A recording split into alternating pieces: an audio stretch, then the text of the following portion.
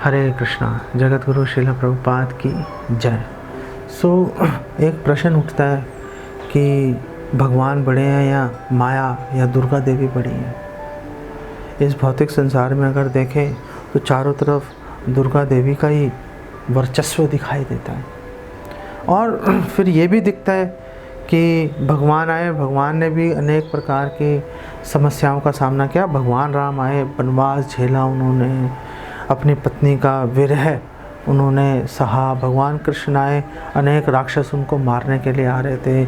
राक्षसों के, असुरों के डर से, जरासंध इत्यादि के भय से मथुरा छोड़ के द्वारका चले गए।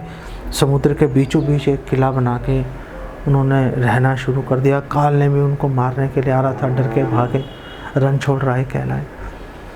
तो ऐसा लगता है कि माया या दुर्गा देवी ज़्यादा बलशाली है। भगवान भी कर्म के बंधन के अंदर है, ऐसा लगता है। तो वास्तविक सिचुएशन क्या है, इसको हम एक उदाहरण से समझते हैं। पहली बात यह है कि भगवान मायाधीन नहीं है, मायाधीश है। भगवान माया के अधीन नहीं है, भगवान माया के स्वामी रहते हैं।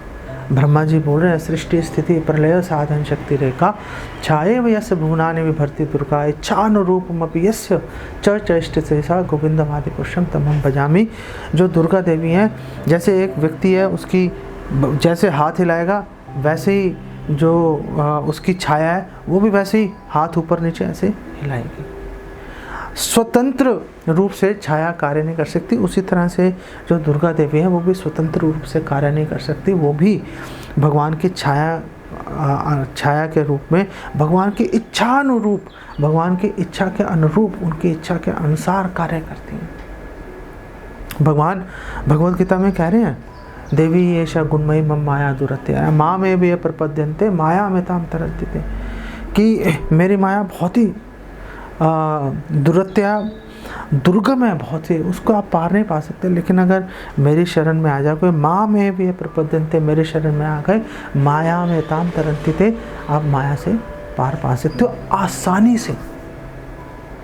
तो लेकिन हमें जो दिखता है कि भगवान ही वशीभूत हो रहे हैं, वो क्या चल रहा है। पहली बात यह है कि भगवान के जितने भी कार्य हैं, भगवान की जितनी भी लीलाएं हैं, वो भगवान की अंतरंगा शक्ति, जिसे योग माया भी कहते हैं, उसके अंतर्गत संपन्न होती है। भगवान बहिरंगा शक्ति से कोई सरोकार नहीं रखते।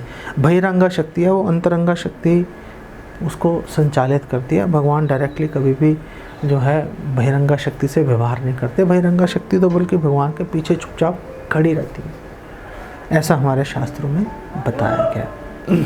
तो हमें क्यों लग रहा है, हमें इसलिए लग रहा है, हम उदाहरण से समझते हैं। जैसे सूर्य है, अब हम सबको पता है कि बादल कैसे उत्पन्न होते हैं, सूर्य की ताकत से। जो बादलों में पानी कैसे आता है, सूर्य की ताकत से। सूर्य वाष्पित कर रहा है पानी को नदी, समुद्र इत्यादि से, तो ही तो बादल बन रहे हैं, नहीं तो बादल कैसे बनेंगे। तो उसमें से जो बादल हैं, जो बर्फ़ बरसा रहे हैं, पानी बरसा रहे हैं, वो कैसे बरसा रहे हैं, वो सूर्य की शक्ति से बरसा रहे हैं। लेकिन हमें कई बार लगता है कि बादलों ने सूर्य को ढक लिया, सूर्य दिख नहीं रहा। लेकिन वास्तविक स्थिति क्या होती है कि सूर्य तो बादलों से बहुत ऊपर स्थित होता है, बादल सूर्य को छू नहीं सकते। तो हमें कैसे लगता है कि सूर्य को ढक लिया बादलों ने। वो बादल जो हैं वो सूर्य और हमारे जो दृष्टि है उसको कवर कर देते हैं। तो हमारी दृष्टि को बादलों ने ऐसे ढक दिया कि हम सूर्य नहीं देख पा रहे। सूर्य बादलों के अंतर्गत नहीं है, सूर्य हमेशा बादलों का स्वामी बना रहता है, वो उससे हमेशा स्वतंत्र रहता है। ये तो हमारी देखने की दृष्टि है जो कि डिफेक्टिव है, दूषित है। अगर हम इसको और थोड़ा इस तर्क को आगे बढ़ाएं, जो हम लोग हैं, बद्ध जीव हैं, जो इस संसार में सुख और दुख का भोग कर रहे हैं, हमारी क्या स्थिति है।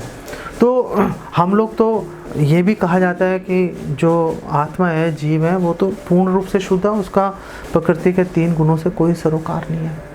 तो फिर वो कैसे सुख और दुख भोग रही है। तो इस बात को इसी उदाहरण से आगे लेके चलते हैं कि जो सूर्य की किरणें हैं, तो जो बादल है वो सूर्य को तो कुछ नहीं प्रभावित कर सकते, लेकिन जो सूर्य की किरणें हैं उसको अवरोधित बादल कर सकते हैं। इसी तरह से जो माया है वो भगवान को बाधित नहीं कर सकती, लेकिन जो भगवान की जो शक्तियाँ हैं, जो हम लोग भगवान के तटस्थता शक्तियाँ, उसको बाधित कर सकती हैं। तो माया जो है वो हमें अपने जाल में फंसा लेती है अविद्या के चलते। सूर्य की तुलना एक है बहुत बड़ी आग है, दावानल है। अब उस दावानल के अंदर छोटे छोटे स्फुलिंग है, अग्नि के कण है। अब जब तक ये स्फुलिंग उस दावानल के बीच में जब तक पड़े रहेंगे, तब तक उनमें वही पावर रहेगी और चमक भी रहेगी उनकी। लेकिन जैसे ही वो स्फुलिंग उस आग से बाहर निकल जाएंगे, थोड़ी देर चमकेंगे, उसके बाद बुझ जाएंगे, राख बन जाएंगे। यही हाल जीवों का भी होता है। जब तक भगवान के संसर्ग में, भगवान के स्पर्श जब तक करते रहते हैं। भगवान का स्पर्श कैसे होगा? सेवा के माध्यम से, भक्ति के माध्यम से। तो जब तक जीव भगवान का स्पर्श करता रहेगा, तब तक पूरी तरह से प्रकाशमान, भगवान के समान ही शक्तिशाली, ऐश्वर्यशाली बना रहता है। लेकिन जैसे ही भगवान से विमुख हो जाता है अविद्या के चलते, वैसे ही जैसे वो स्फुलिंग राख में बदल जाता है, ऐसे हम लोग भी माया के वशीभूत होकर सुख और दुख भोगना शुरू कर देते हैं। तो इसका उपाय क्या है? इसका उपाय भी सिंपल है कि वापस अग्नि के अंदर जाके भैया बैठ जाओ। जब तक आप अग्नि के अंदर होगे, आपका बाल भी बांका नहीं होगा। तो हम लोग अगर भक्ति के माध्यम से, सेवा के माध्यम से अगर हमारा भगवान से स्पर्श हो गया, संपर्क हो गया, तो फिर माया हमें बिल्कुल भी प्रभावित नहीं कर सकती। अब तो हम आग ही का हिस्सा हैं। तो जैसे आग बुझ नहीं सकती पानी के छींटे मारने से, वैसे ही माया जो है वो हमारा भी बाल भी बांका नहीं कर सकती, क्योंकि हम परम पुरुषोत्तम भगवान कृष्ण के संपर्क में हैं। कृष्ण सूर्य सम, माया है अंधकार, जहाँ कृष्ण वहाँ नहीं माया अधिकार। भगवान कृष्ण सूर्य के समान है, माया अंधकार है। जब सूर्य उदय हो जाएगा, जहाँ कृष्ण, जब सूर्य उदय हो गया, भगवान कृष्ण प्रकट हो गए, भगवान कृष्ण का हमें सामीप्य स्पर्श प्राप्त हो गया, तहाँ नहीं माया अधिकार। फिर माया हमें हाथ नहीं लगा सकती। फिर माया हमारी मदद करेगी भगवान की सेवा में नियोजित होने के लिए। यहीं पे इसको विराम देते हैं। जगत गुरु श्रील प्रभुपाद की जय। हरे कृष्णा।